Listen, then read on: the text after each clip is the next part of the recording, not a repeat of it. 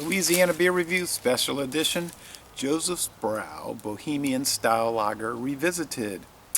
5% alcohol by volume and 18 bitterness units. Very similar, but not the same exactly as the Gordon-Biersch Czech style lager. Gordon-Biersch produces this for the Trader Joe's supermarket chain. I had reviewed this 2 years ago, and I was extremely favorable towards it. When I was in Trader Joe's, I couldn't remember if I had done it before. I thought I had, but I figured, it won't hurt to buy it. It's so cheap, $1.17. Best consumed before April 27, 2017. Okay, we're well within the range. I like this store in the sense that with these bottles, they're giving you a lot of information: the alcohol, the IBU, the date, guys. They tell you a little bit about this Czech style lager. Bohemia is a lush region in the southwest corner of the Czech Republic that is rich in brewing tradition. Okay, and they talk about how the Bohemians were pioneers of the bottom fermented beers. Okay, actually all of what is today the Czech Republic was known as the Kingdom of Bohemia until 1918, and it had been called that name, I guess you'd say, let me say it correctly, for hundreds of years.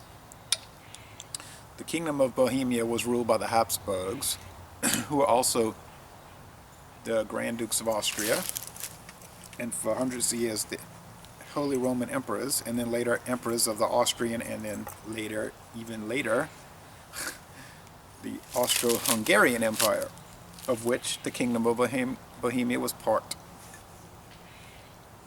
Put in this Singer beer glass for no particular reason, except that I like the glass. Nice smoke. So Bohemia and Moravia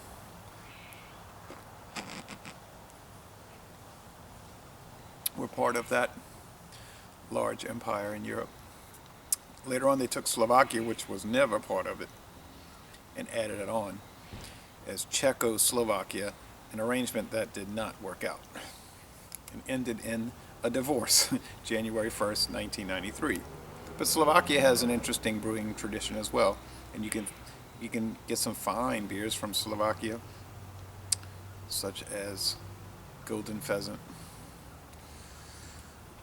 It's a pretty straight up white head, no off-white, just straight up white.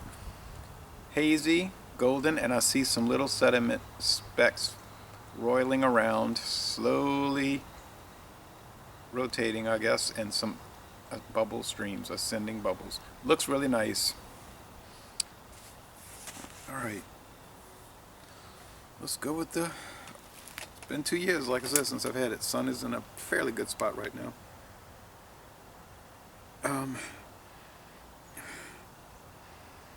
It's a clean aroma. It's not particularly bold or aromatic, I guess. The smell is just sort of muted. But there's malted barley in there.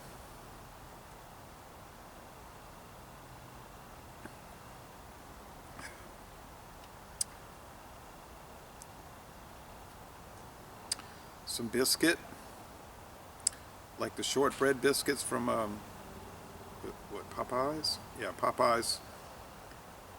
What is it called now? New Orleans Kitchen. They keep changing the name. It was Popeyes Chicken and Biscuits for years. Some cracker, maybe a little touch of honey, some grassiness from the hops.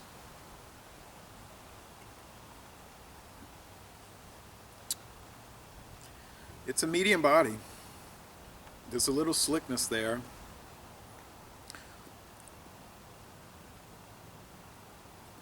The finish is crisp, it's clean, it's refreshing, it's quite good. Can you get outstanding values at Trader Joe's? Oh yes. You can get some duds now. I don't want to get into all the name tag and the simpler times, which I find atrocious, although I might revisit them. Every time I go to Trader Joe's, though, I see them and I say, I ain't going to do it.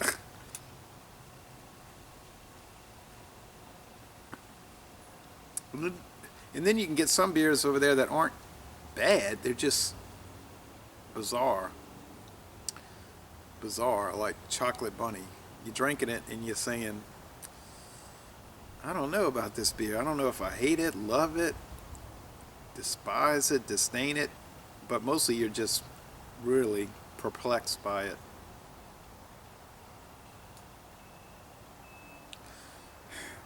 But then you can't say it isn't interesting.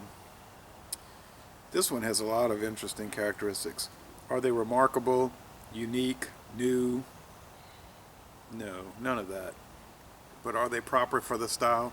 Oh, yes. The flavor just really starts to grow in its boldness as you sip on it. These rating sites, Rate Beer, Beer Advocate, they don't like it.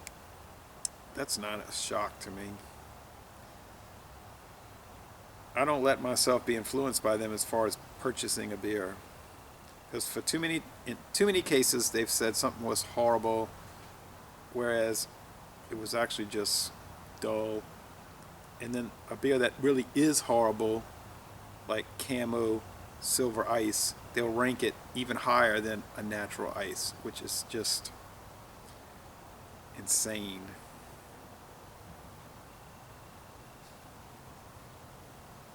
But I find it interesting to read what people say about the beers, so I do check the sites, also as a point of reference. But you can get on there and see. You'll notice they're not too favorable towards this, but I'm extremely favorable towards it. It's got a nice sweetness, sweet brown bread crust. Everything I've ever tried from Gordon-Biersch has been just a total enjoyment.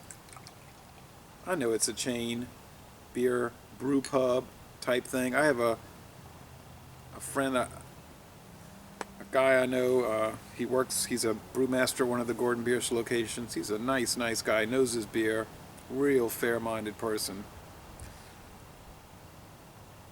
I have nothing but positive regard for that company, Gordon-Biersch. But I have to admit, I've been neglecting going to the brew pub in New Orleans at the foot of Poydras Street, right close to the river. So I'm here bragging on it, but I've never been to their location there. But I've never been to any of their locations. I've just bought their beers when they were, for a little while, sold here in bottles, singles, and 6-packs. But then that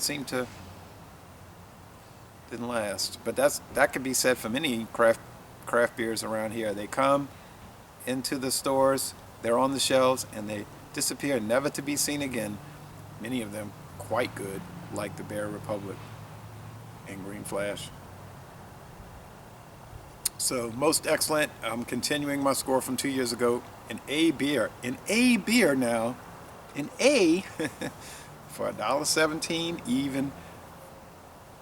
Yeah, $1.17 plus tax. I mean, there are some great finds out there in this fascinating and enjoyable, usually, world of beer drinking and beer camaraderie and etc. etc.